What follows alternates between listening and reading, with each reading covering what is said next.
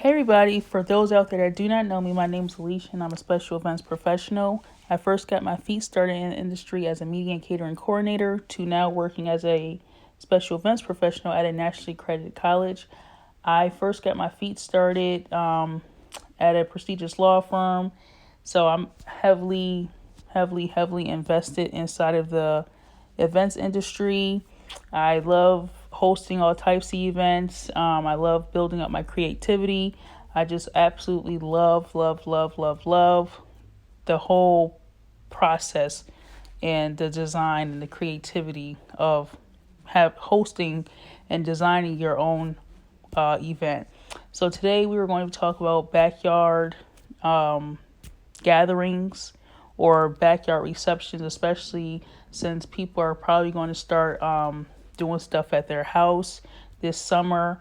Maybe stuff last year got canceled, so now they're going to start doing stuff at their house. A small gathering, but I'm going to teach you today some things to plan for, like the question is, because I was asked this question on Quora, so that's what I'm going to be discussing today.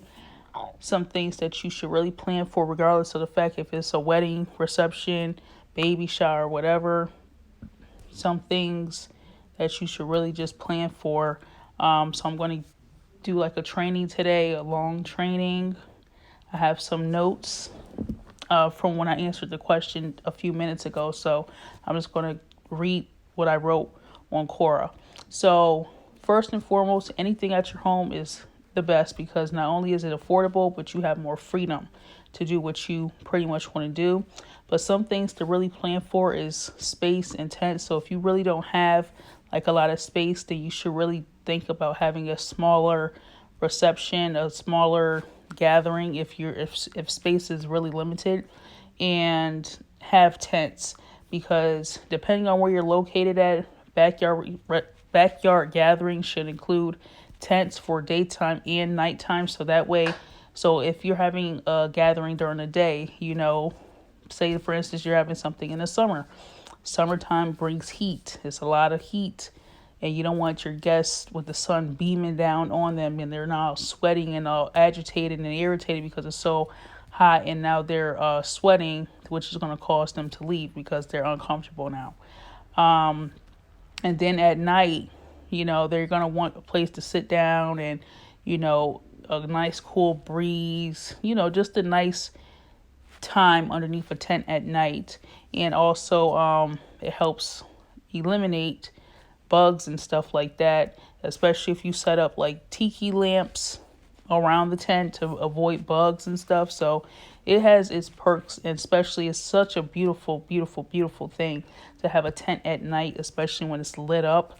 I don't think I may have a picture that I can post afterwards, but cause I've done, like I said before, I do a lot of events, especially at this college. So I have a portfolio of different events, and I believe that I may have some pictures from an event that I did underneath a tent, just so you guys can have some inspiration. And I'll make sure to post that to my profile after this live. But if you do decide to have tents, like I said before, hang some lights inside, have cool air or a heater, and yes, those things can go into a tent. So when you book the tent, ask the people that you're booking from the company about cool air or a heater, depending on what season you're planning on having this event in. How to prepare your yard for your gathering. Definitely spray your yard for mosquitoes. If you're wherever you're located at, if it's high with mosquitoes and you know that, don't irritate your guests by you knowing what's going on in your yard and you're not preparing or trying to cure the problem before you invite people to your home. So if you have any mosquitoes or any bee problem, you definitely need to get a handle on that. And if it's not, and make sure that you do it in a reasonable amount of time. So that way, if you need to have repeated treatment, you're able to do that in a timely fashion, because the last thing you want to do is know about a bee problem, for instance. And a lot of people are highly allergic to bees. You don't want to be knowledgeable about the bee problem, and a guest shows up to your wedding or event, whatever your gathering is, and get stung by a bee. Then that's going to open up a whole new door for problems, potential medical problem. Well, it is going to be a medical problem and potential lawsuit, so you don't want to go that route. If you know about stuff going on in your yard with it being like mosquitoes, bees, um, birds or snakes or stuff like that, you need to get a handle on that before you invite people to your home, regardless of the fact if they're used to it or not. You don't want to be liable for anything happening to your guests while they're on your property. Make sure that you cut the grass. Okay, you don't want high grass and trying to invite people out, because things like to live in high grass, and you don't want to be liable for anything happening to your guests. Make your yard look presentable, both front and back. Remove any old stuff out your backyard. Paint, make your backyard look very presentable. So it's going to take some investment to make it look presentable, but it's worth the investment because you're inviting people to your home and you're not having to go out to spend this money that you could be spending on your home and giving it away to a venue. So, you can add some flowers to your yard, make it look good, wash what needs to be washed, such as decks in the backside of your house. Just make it look presentable, make it look decent. Pretty much create your own venue because you have the freedom. It's in your yard. Be respectful. Be respectful of your neighbors, especially when it begins to turn into night, because a lot of people go to bed early, especially if you live like next to elderly people or older people. They go to sleep early, or maybe you live next door to a family with children. The children may have to go to school, or maybe they have activities the next day that they have to be up early for. So be mindful. You don't know who has to go to work, third shift, second shift, first shift. So be mindful of your neighbors because you don't know what they have going on the very next day. Find a great caterer in your area to arrive at the reception or the gathering at a certain time. Allow them access to your kitchen. Make sure that your kitchen is clean. And also clean out your refrigerator and allow them and give them access to your refrigerator just in case something has to be refrigerated. Make room inside of your refrigerator so they can store stuff. Since you're creating your own venue, make your kitchen a part of that venue too, especially if you're having a caterer, because they are going to need to use your kitchen to set up and prep, and they are going to need to use your refrigerator for certain stuff. So, give them full access to your kitchen. Be friendly. They do understand that they're working inside of your home using your stuff. So, kind of let them know what to expect and, make it as friendly as possible. Don't, be standoffish or hovering over them to make sure nothing that doesn't get broken or stuff like that, because the caterer that you find should already be professional. So, just, keep it as friendly as possible and welcoming as possible too. Next, clean your home, especially the bathroom, because, if you're having an outside event, people are going to have to access your home to utilize the bathroom. Or maybe there's somebody that, they've been outside all day and it's either too cold for them or too hot for them.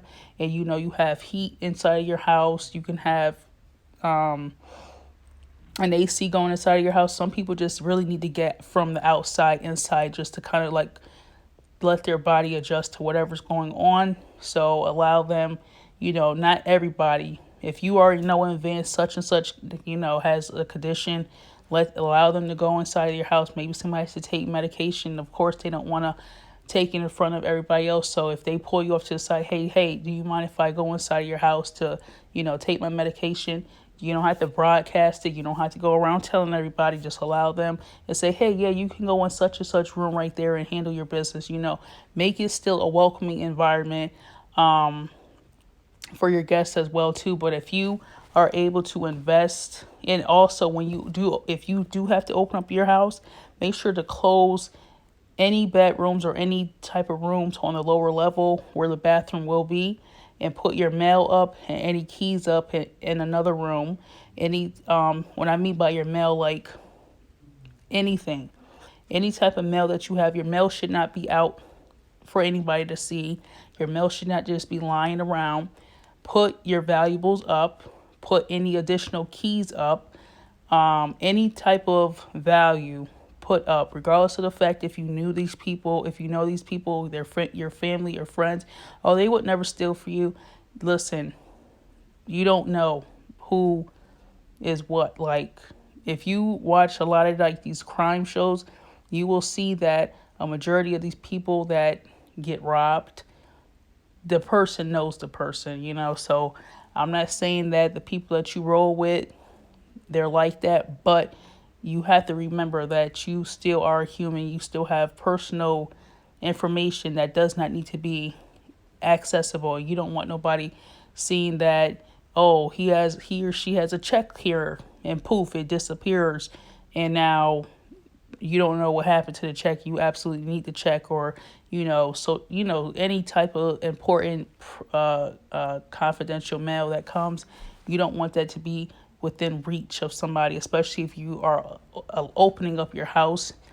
A lot of purses, a lot of jackets, access to your front door, grab and go, grab the mail, go, grab your keys and go. So you don't want to put yourself in that position. So just go ahead and put up any type of valuable stuff, keys, mail, any type of pictures that you have, any type of thing that you think somebody would be interested in. And especially if you have somebody in your family that has been dying or wanting something from you, and you've been like, no, no, no, no, no, make sure that is put up behind a lock. So say, for instance, that a family member has been wanting this family vase, okay? And it was given to you by somebody who's deceased.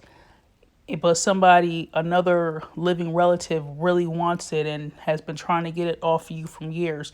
So think about this. If you allow them access to your home, they see that vase, what do you think they're going to do? Either they're going to ask you for it and bug you about it, or they're just going to take it. So think about that. So just put it up, avoid any type of drama, and avoid any of that type of stuff, and just secure your valuables.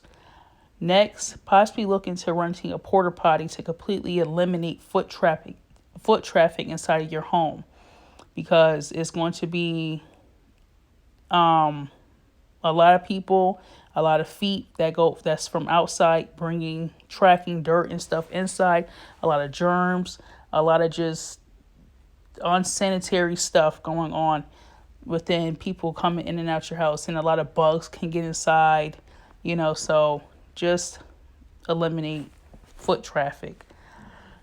And if a porta potty is completely out of your budget, like I said before, put your valuables up, and don't have the mindset that this is my family or friends. Remember this: they may invite a guest that you are not familiar with, and you never know who this person. You don't know who this person is that they bought, because they're still learning.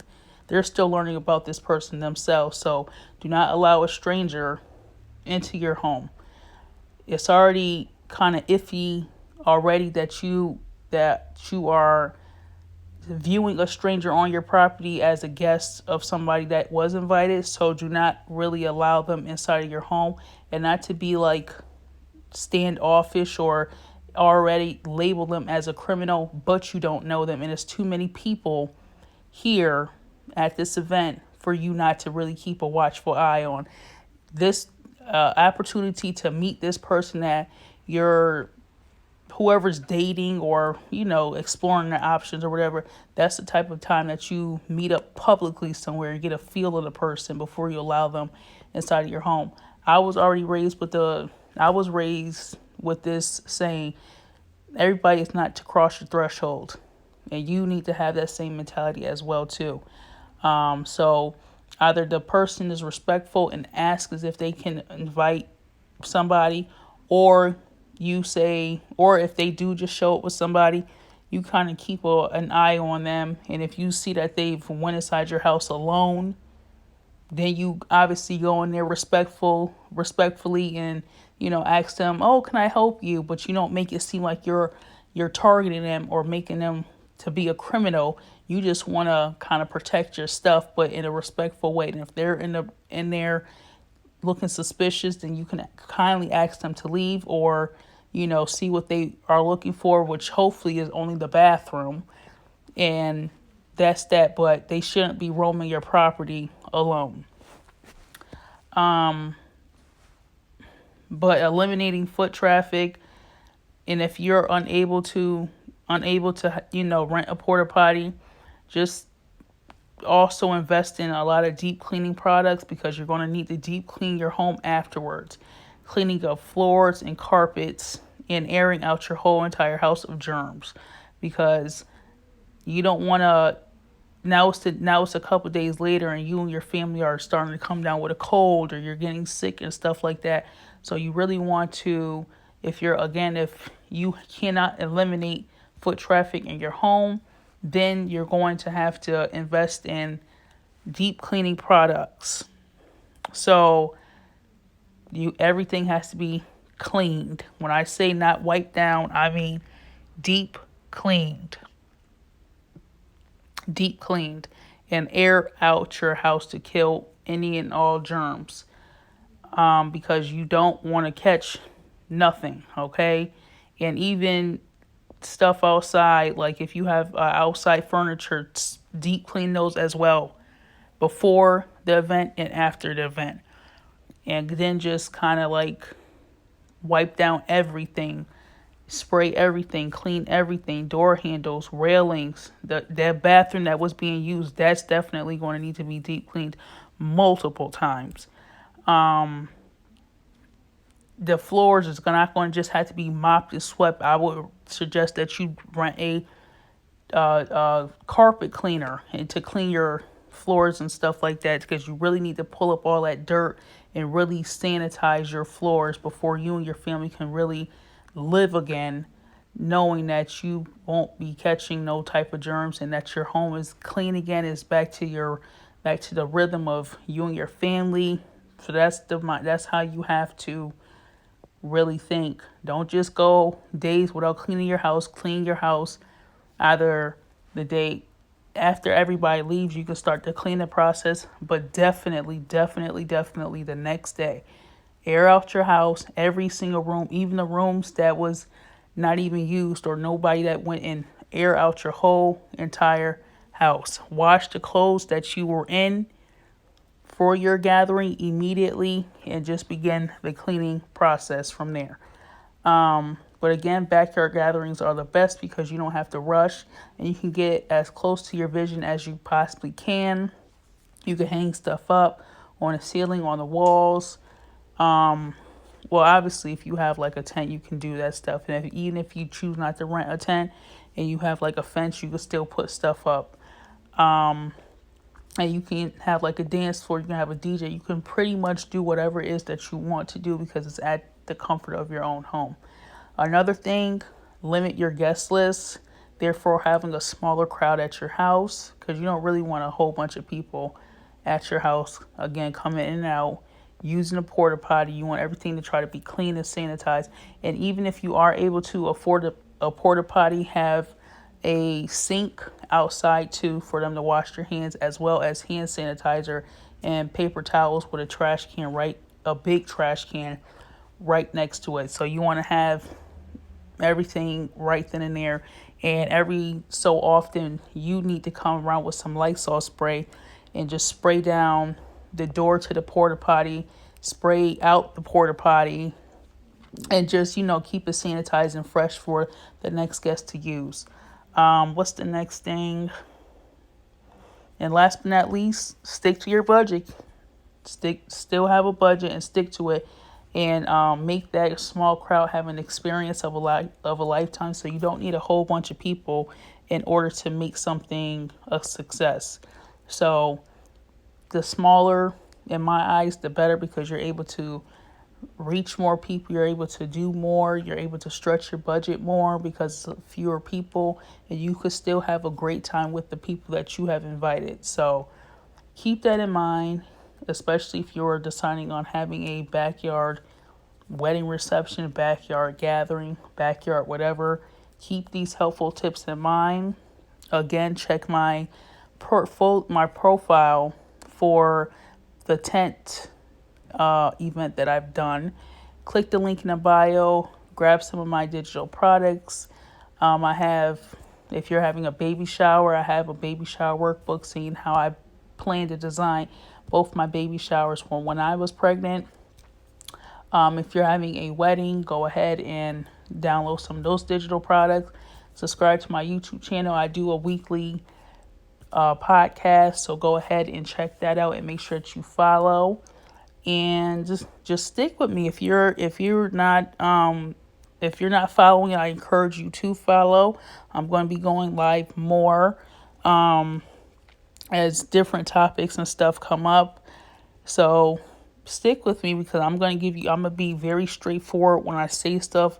A lot of people, especially if somebody was to talk with you about having a gathering in your backyard, a lot of them are not going to talk about the real nitty gritty of the afterwards, meaning like the deep cleaning and the sanitation and stuff like that, and limiting the people inside of your home, securing your home. They're not going to be talking about that.